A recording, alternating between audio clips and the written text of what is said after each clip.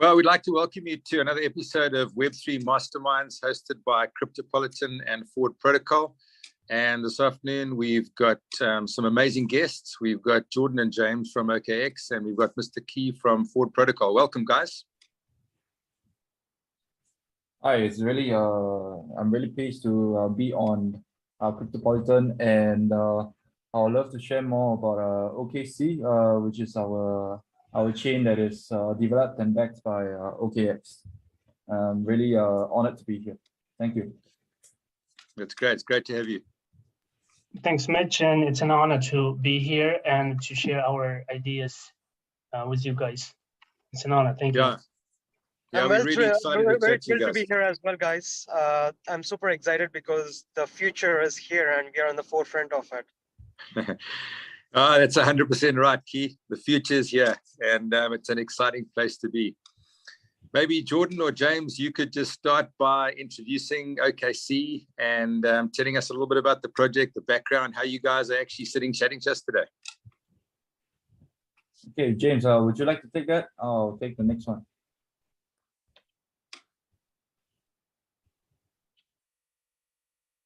Jordan, go ahead, please. Okay. So OKC is a OKC chain.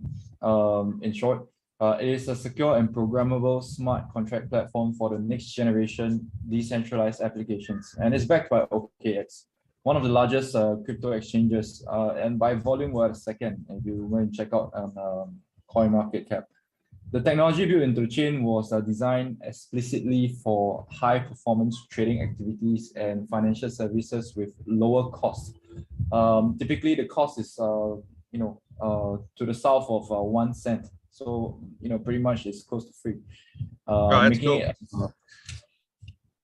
Making an excellent match for many DeFi protocols, NFTs, and other metaverses applications. Yeah, it sounds good. I must say having a very low cost is actually key in this environment, especially for growth and encouraging adoption. So that's really great. Tell us a little bit about the background of OKC.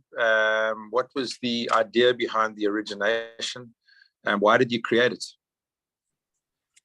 I think the idea of OKC at the start, we had some rebranding that happened along the way, but we generally started last year around the same timing as now. There are many chains that have already developed many protocols on the crypto space already. So in a sense, we were late to the party, but we are still trying to get our name out there, in the sense we are going all in on the metaverse end of things. We have just ended our Metaverse Carnival, which included $300,000 worth of prize and gas free for the users who experience it on OKC. Yeah, so I think it's one of those chains where people come on board, and then they quickly realize that this is the chain to develop on, and also to develop their games on, most importantly. So Jordan, would you say it's a chain focused on the metaverse primarily? Yes, we put a huge focus on it. We do not close ourselves off from the other partners on our ecosystem. We also do have a DeFi protocols that is deployed on the blockchain on OKC to support these GameFi protocols. But yes, Metaverse is a big thing. We even have a MetaX wallet, a MetaX wallet that is directly on the OKX app, so people can access it directly from OKX instead of not having access to it and having to find for it online by yourself. Interesting. Maybe you could just run through some of the features of OKC Chain. Of course.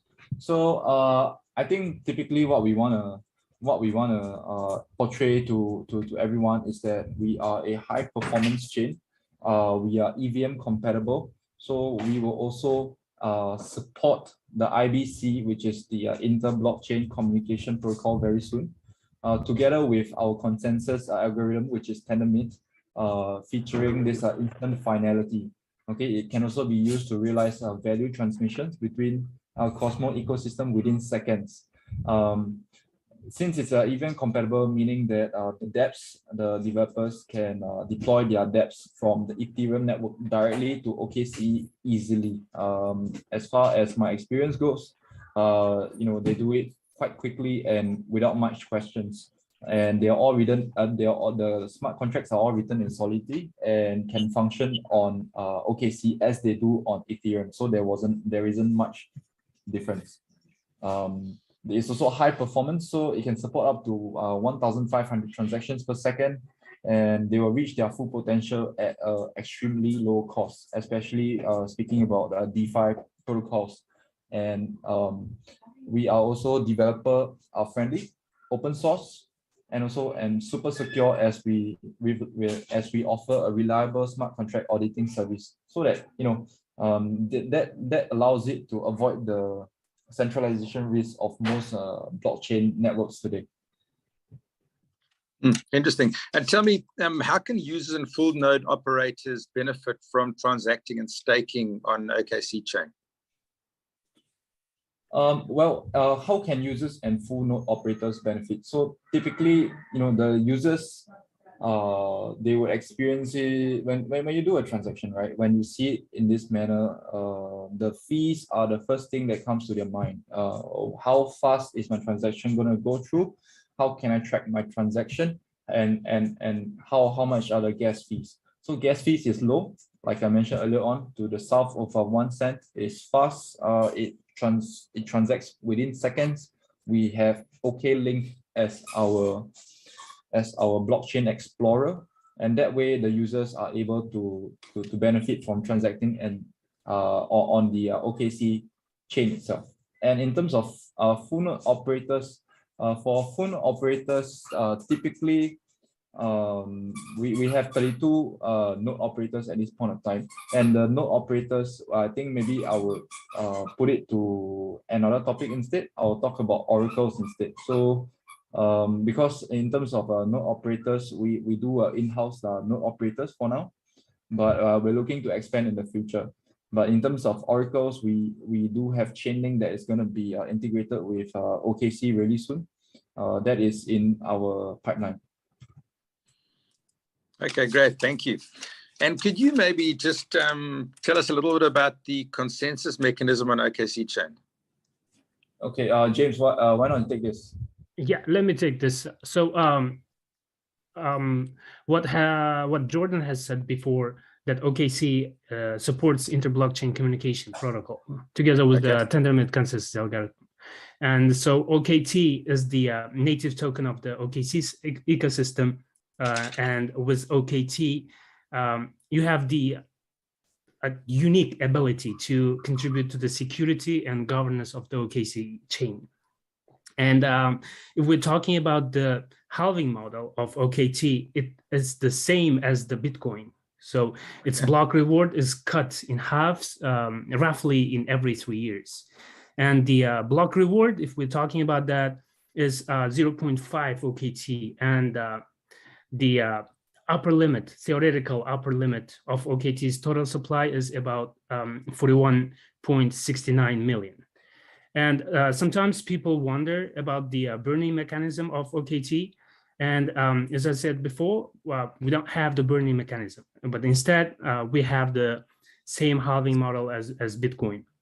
And its block reward is cut in half, roughly in every 3 years. That's really interesting. And James, maybe you could just add on to that by developing a little bit around the utility of OKT.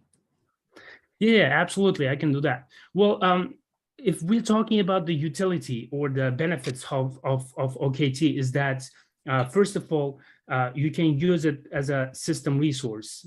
The application of running on the OKC network requires the chain to allocate certain resources, right? And OKC charges a transaction fee for resource usage, which means with your OKT, you'll be paying just a very, very tiny, small amount of OKT for your transactions as fee. If we compare it to, let's say, other chains, for instance, Ethereum or Binance Smart Chain, if we compare it, the transaction fees are very, very low. And especially with Ethereum, you are not really sure whether the transaction fee will be low or high because of the high usage of that. However, even though we have a higher usage of the OKC chain, we still keep the transaction fees as low as possible.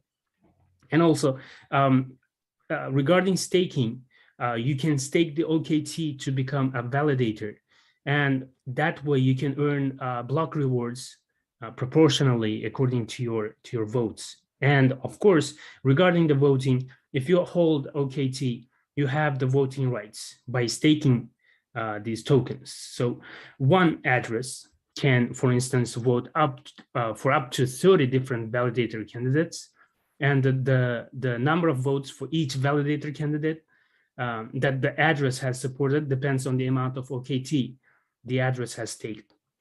And we also have OKB, and OKB token serves as the native token for the OKX crypto exchange. However, there is a huge difference between the OKB and the OKT token. And the OKT token is the native digital asset for the OKC chain. Okay, excellent. So it gives the users a lot of flexibility. The more they hold, the more sort of governance and voting rights they have, and the contribution they can have to the going forward of the chain, which is really great. And then obviously get the benefit of lower fees, etc., from the more they hold. You were saying that one wallet can vote up to 30 nodes. Is that correct? Yeah, that's correct. For up to 30 Okay. different validator nodes, right? Okay, excellent. Could you just tell us a little bit about the projects that have launched on the chain so far? I know you guys have only been going for about a year now, as Jordan said, but would really be interested to hear how it's progressing and what your roadmap is like. Yeah, absolutely. Let me take that one as well. Well, if we're talking about the projects on OKC chain, so far we have more than 140 projects, and Okay. those numbers are rising every week, and we are getting more and more projects deployed on OKC chain, and which is really awesome. And one thing that we need to note here is that OKC is a public and permissionless blockchain. So there is no one that controls the chain. So if you want to create a project and deploy on our chain, you can go ahead and do that. And that can be done from anywhere in the world. And here the thing is that as the projects are being deployed on on OKC, we try to make sure that these projects bring value to the community, and they are not, how would I say that? They are not, I would say they are not, to say it very, very roughly, they're not scams or rug pulls. So we try to make sure that these projects are legitimate. And if we're talking about the TVL, we had the highest recorded TVL, and it reached to $2.01 billion. Wow, it's incredible. Well done. Yep. That's actually amazing. So I think it's so important to have an environment that people feel safe in, that projects come to and users can come to and benefit, and know that there's a long-term vision about protecting the integrity of the projects and the users going forward, because it creates a great community, and it's obviously what you guys have built. So hats off to you. That's really good. Yeah, absolutely. That's our intention, to be honest, that we don't really want to have any project that come onto OKC and then they deploy on OKC, and then after some time, the community suffers from them. So we don't want that. So the most important thing here is that the safety of the chain, the safety of the community. Yeah, and I think that way you actually go a long way to building something that lasts, because everything in blockchain is around building communities and communities that last and thrive. And certainly going forward, it'll bring in the users that we need to create mass adoption, because when people understand that it's a safe environment and it's a legitimate environment, they're happy to bring their money into the systems and to participate. And that helps and benefits actually the whole space, the whole sector. So really nice to see that. So what are your sort of hopes and dreams for the next 5 years? I mean, if maybe you could touch on some of the partnerships you've got now and what you're looking to, and where you see the chain in the next sort of 3 to 5 years. Maybe I'll take this, James. Okay, OKC is a public chain, permissionless and neutral. So when you talk about partnerships, we don't exactly partner with them, but we are working closely with top infrastructure providers such as Cosmowasm, Chainlink, and even Consensus to ensure the OKC's performance and safety is top-notch. So in terms of partnerships, it's not we work together with projects such as Metaverse GameFi projects such as Celestial, Crypto Blades, Galaxy Wars. These are metaverse games that are already ready to play on OKC, and to ensure that they are part of our top-notch performance and safety, we subject them to certain audits that are of higher quality. So to answer your second question, where do you see the OKC chain in 5 years? Much can change in 5 years. Okay. You're 100% right. Everything changes in a day or two or a week in this industry. Yeah. I mean, you could tell me how long has Bitcoin been out for? Yeah. So, 5 years. 5 years is a long time, right? In this industry, it may not be so for the traditional financial market, but in the crypto industry, 1 year is a long time. That's right. Okay. Yeah, you're 100% right. Of course. But I just want to add on that we focus mainly a lot on GameFi. We are here to stay and to expand the ecosystem of what is possible in the future. It may be GameFi, DeFi now, but it could be a lot more in the future. There is so much more that we don't know that could be possible. Be rest assured of that. Yeah. Yeah, I just wanted to, I just wanted to jump onto that and say that, yes, Jordan is absolutely right. 5 years is a long way, and even a year is a long way. So therefore, it is important to keep up with the trend, to keep up with what's really going on in the market, in the sector. And as Jordan mentioned, we are open, very, very open-minded, and maybe in the future we might see some even social fi projects, or those DAOs, or all the other new projects that we are even not thinking about right now. But we have the developers all over the world who are thinking in a very creative way, and they are probably building some new stuff that we are not really aware of at the moment. So we have for sure that a lot is going to change in the future, and we're gonna be ready for that.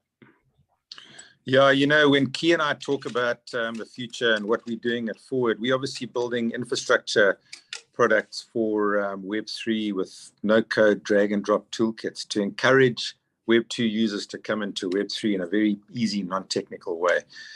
But it's exactly what you said there, James. It's non-prescriptive, because I don't know what your business model is, or a Web2 user coming in and utilizing the smart contract toolkits. And that can be diverse and it can change. And as you say, the market moves really, really quickly, and we don't really know what's coming down the track. I mean, just look at last year and the sort of rise, the meteoric rise of NFTs. And then at the end of the year in the metaverse, which you guys are like deeply involved and invested in.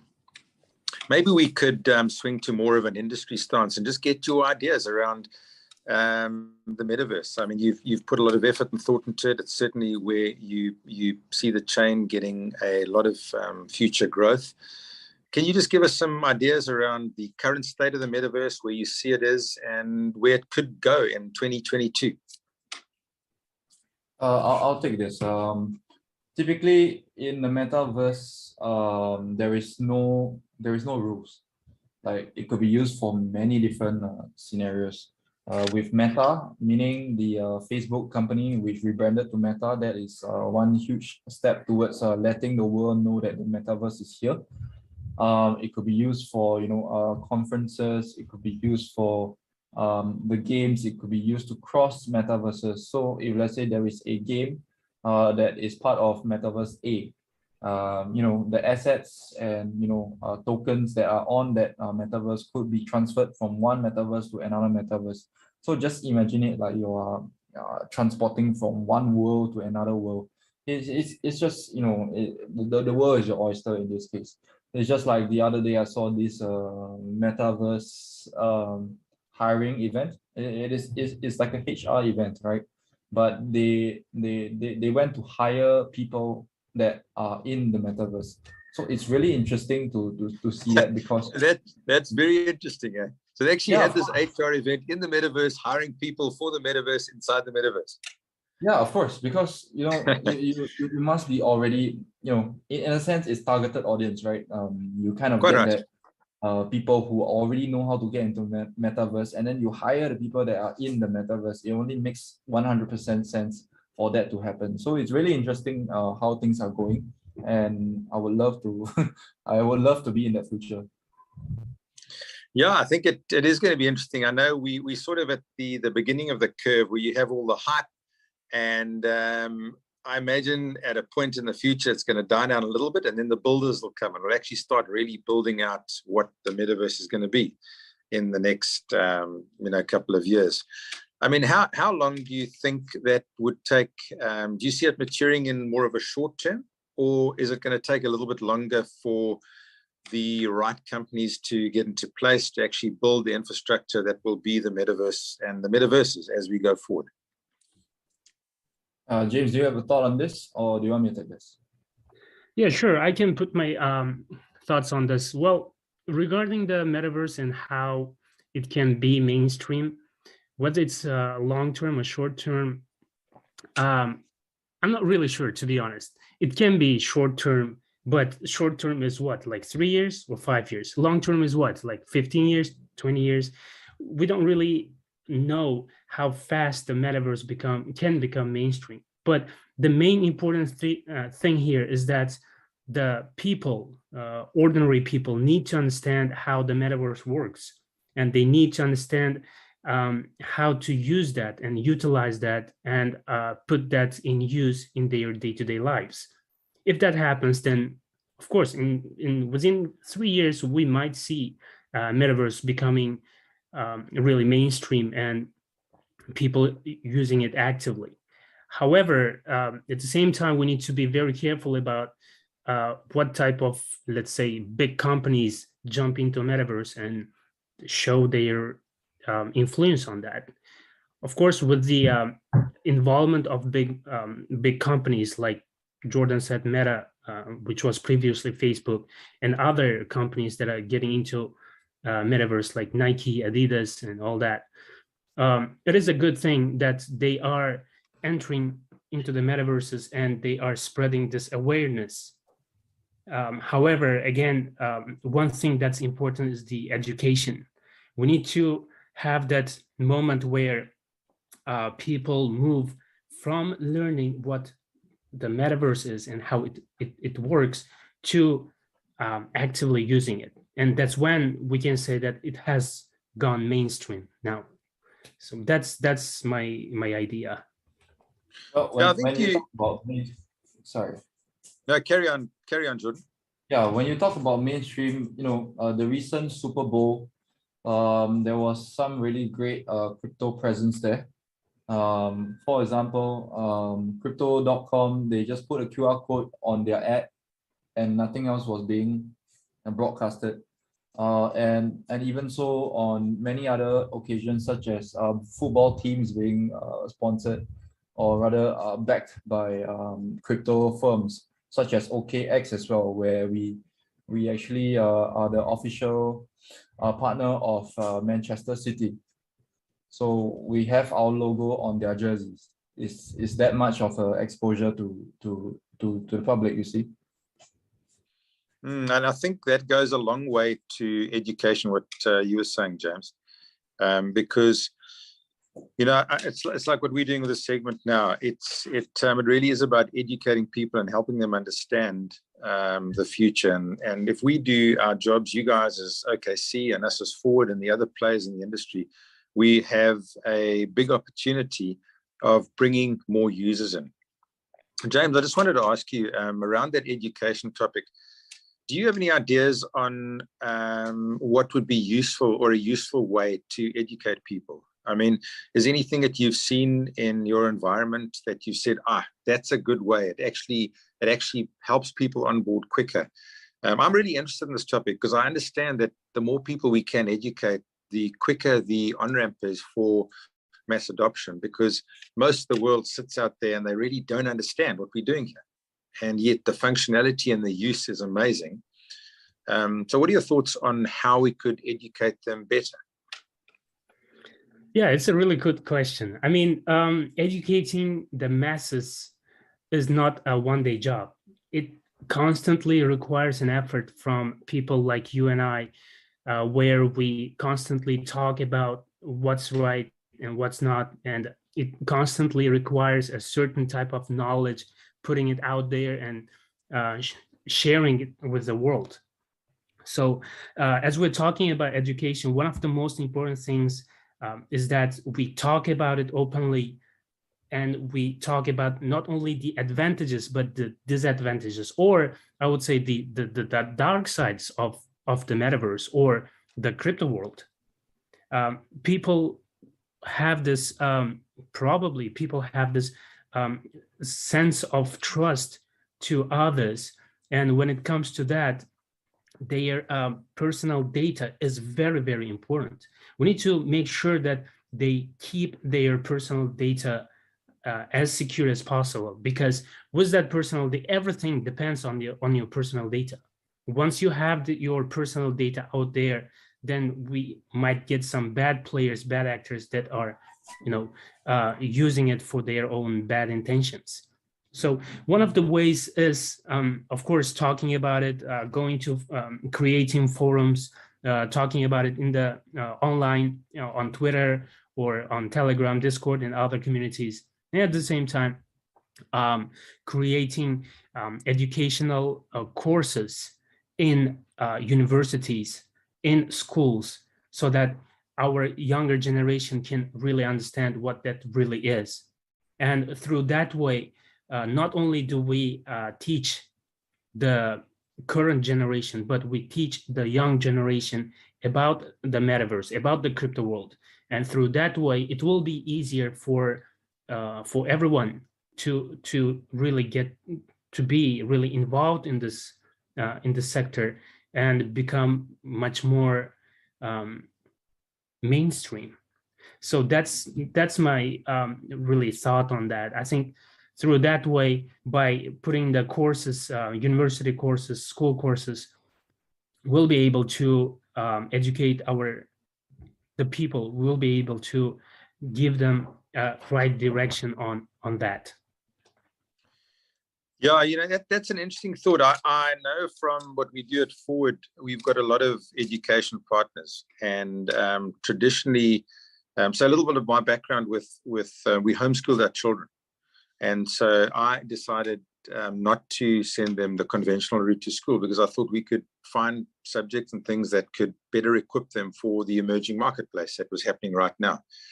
Because as you very rightly said, James, the content is not being taught in all the different outlets to get the benefit of the emerging workforce, which are kids, to come through and learn about it at a base level so they can contribute. And we found with like with Forward, with the bigger institutions, they just are much slower to react. So you might like the idea, but they're quite slow to react to the education, because they are they're entrenched. They've got their syllabus, they've got the roadmaps that they put out for their students, And the quicker guys are actually the smaller guys, which are the marketplaces, the websites, the platforms that aren't the main sort of schools, universities, etc. And I think that's you and I. And it's our projects are now at this point, we bear the responsibility. And if you guys ever come up with innovative ways of educating, I'd love to have another conversation, because I think this is a key part in our responsibility going forward, is, as you said, bringing the youngsters and teaching them something that is very, very valuable, because it's a skill that they'll be able to take through their lives as the metaverse grows, as NFTs develop and mature, and it'll touch every part of their life. So that really is an important point that going forward we need to be aware of in how we develop and help educational institutions and resources develop the syllabus that are useful for what we are trying to achieve as a community in this whole space. Would you guys agree with me on that?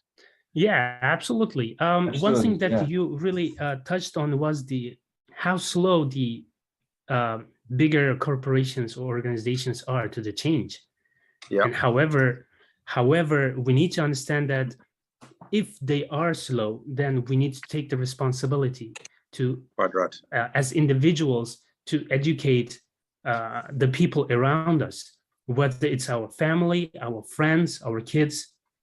And through that way, we can slowly, gradually reach to the point where you are making enough influence to the people around you, and they are also gradually teaching the people around themselves. So through that way, the community is built, and that builds into a bigger community, and that becomes the education here becomes more mainstream. More people will understand what that really is, and slowly the bigger corporations and well, maybe universities and all that, they'll see that there is a trend for that, and they need to come up with an initiative to offer such courses and educate the masses.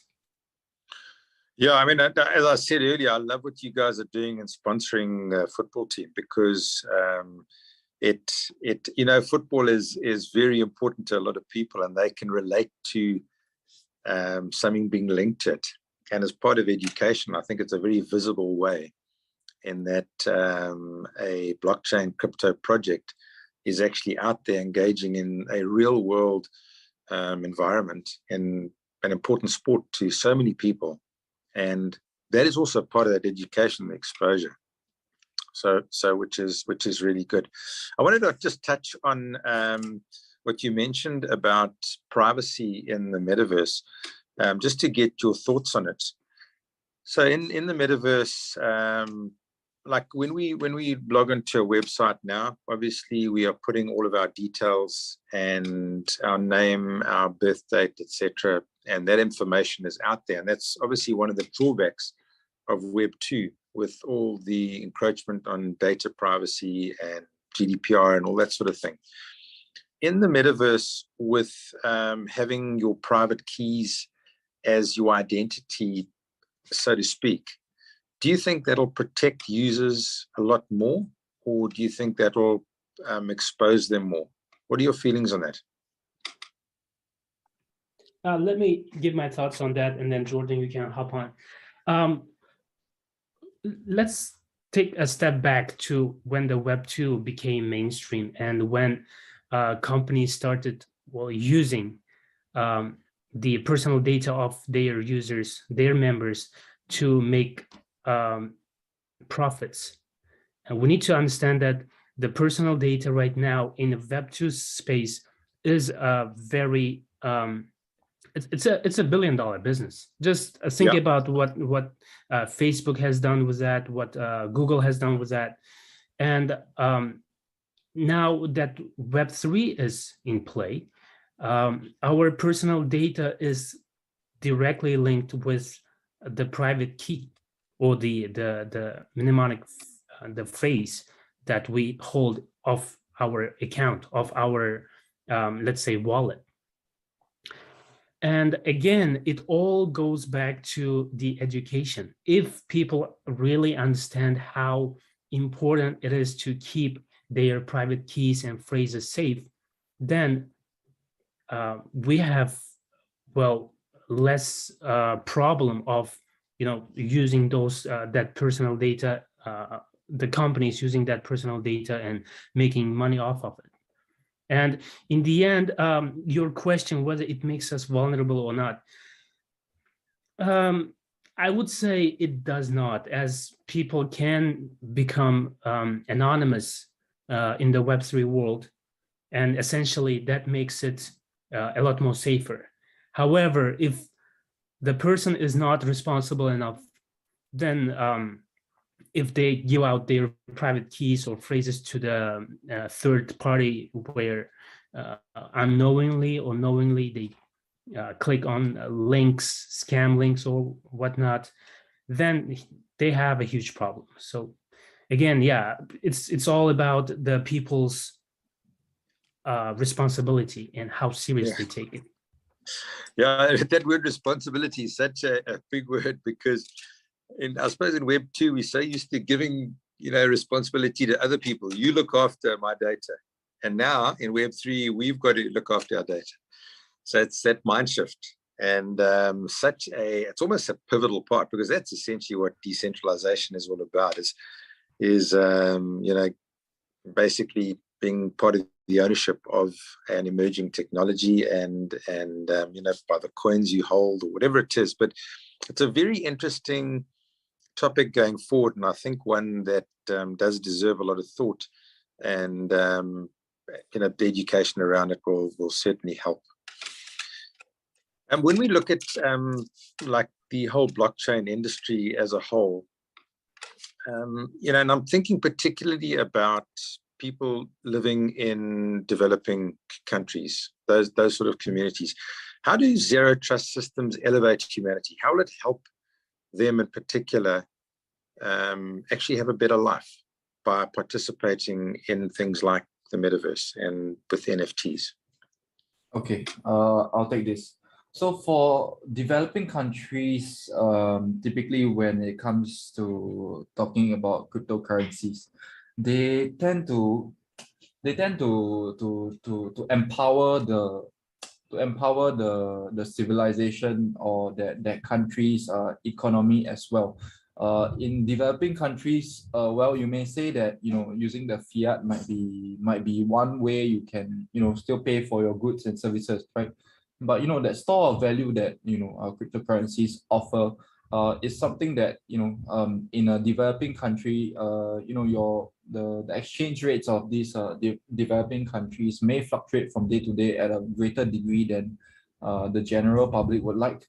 So of course, by using cryptocurrencies, you're able to peg that to a certain value, let's say the US dollar, or even just go through Bitcoin and try to even just store your value within there, instead of being in the keeping it fiat, which would only mean one thing. When you keep it in fiat, it's gonna inflate in a rate that it's not gonna be good for your wallet. And secondly, it because it's a developing country, right? Political strife, worldwide world events may cause the rates to fluctuate in really badly.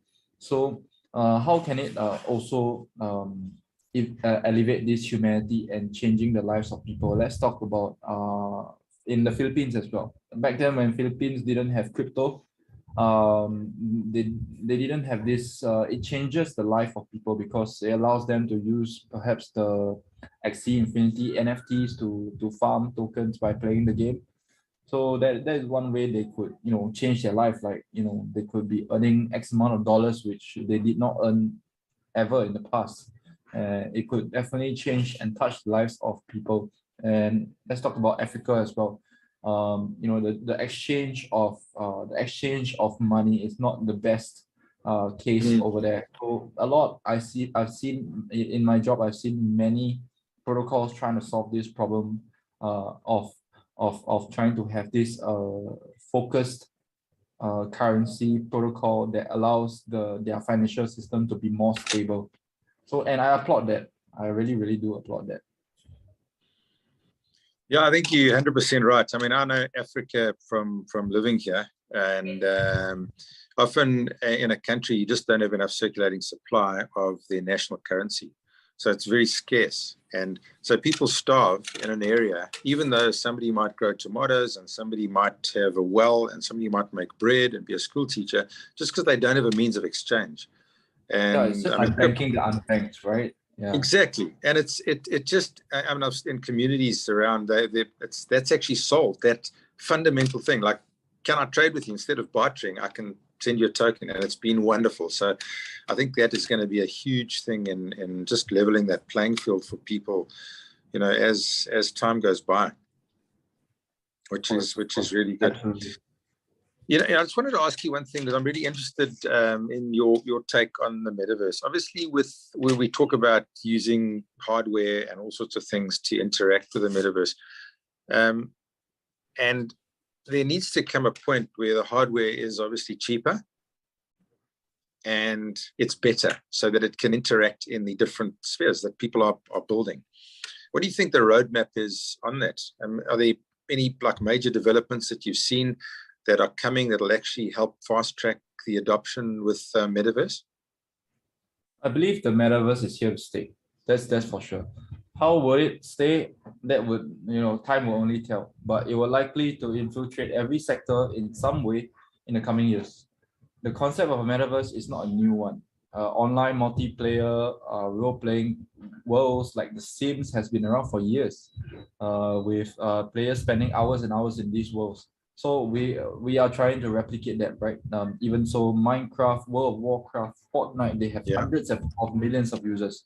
So while the buzz can be partially attributed to attention-grabbing headlines, there's a convergence of emerging trends. A number of new technologies have come together to enable this vision of metaverse. AR and VR, augmented reality and virtual reality headsets have become cheaper and more powerful, and in turn, it would improve the user experience. The blockchain has enabled the digital currencies and the NFTs. So the new method to transact and own the digital goods are allowing the creators to monetize their activities through tokens. So in addition to this monetization, as a means of to exchange, the token holders can also participate in the platform's governance. So this is what James mentioned earlier on, the voting on the decisions.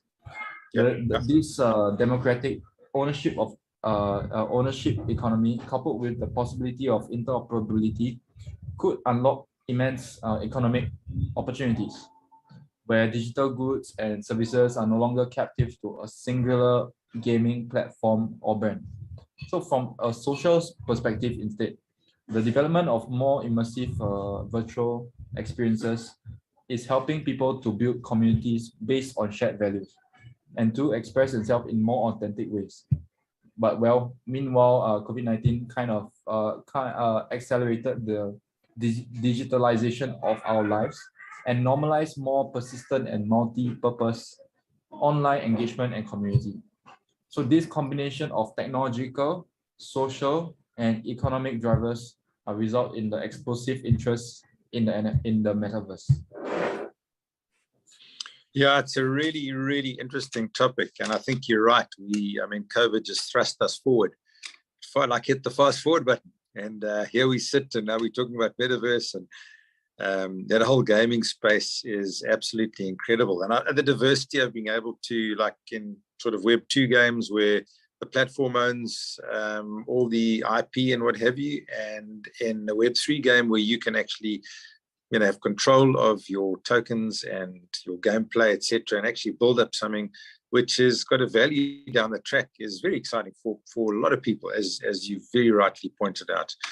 I think going forward, I'm certainly very excited to see how this develops, because with AR and VR and everything, it's going to certainly change the way we look at everything, the way we interact and work and play and socialize. So looking forward to that. Just as we start wrapping up, I wonder if you guys have got any final thoughts around what you're doing and how it is relating, or the general industry in perspective. Who'd like to go first? James? Yeah, sure. Well, one thing that I wanted to mention about your previous question was that, of course, COVID-19 was, I think, one of the biggest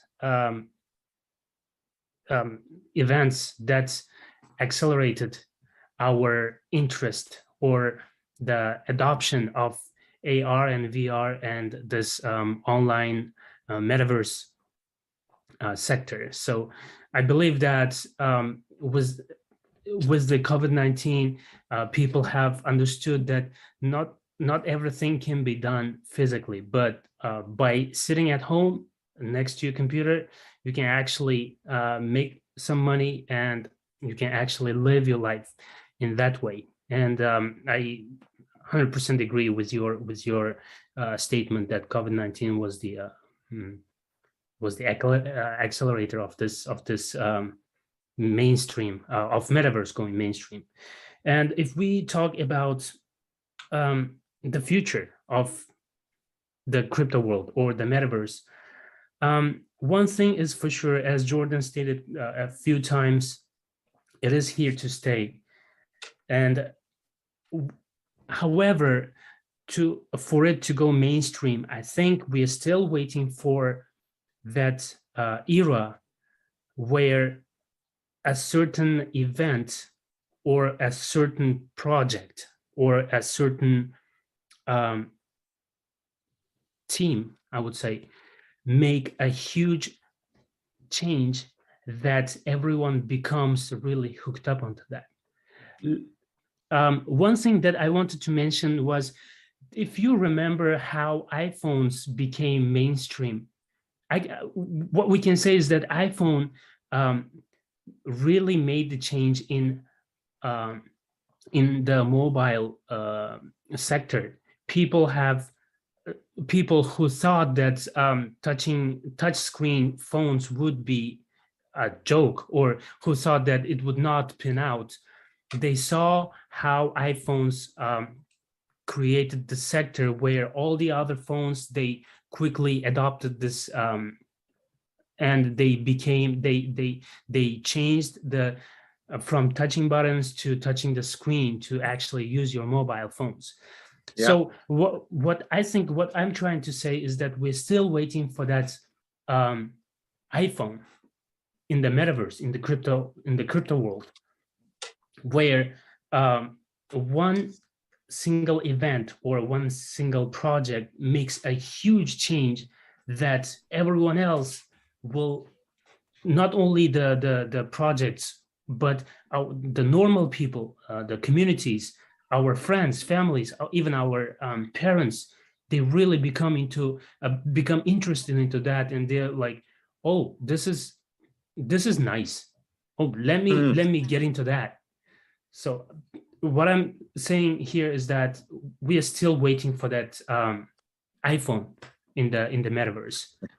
It's actually a great way of explaining it, James, because it's that catalyst, that mind shift that just takes everybody from staring here to staring there and pushes us down that track. Wonderful way of explaining it. Jordan, from yourself, any last thoughts? Of course.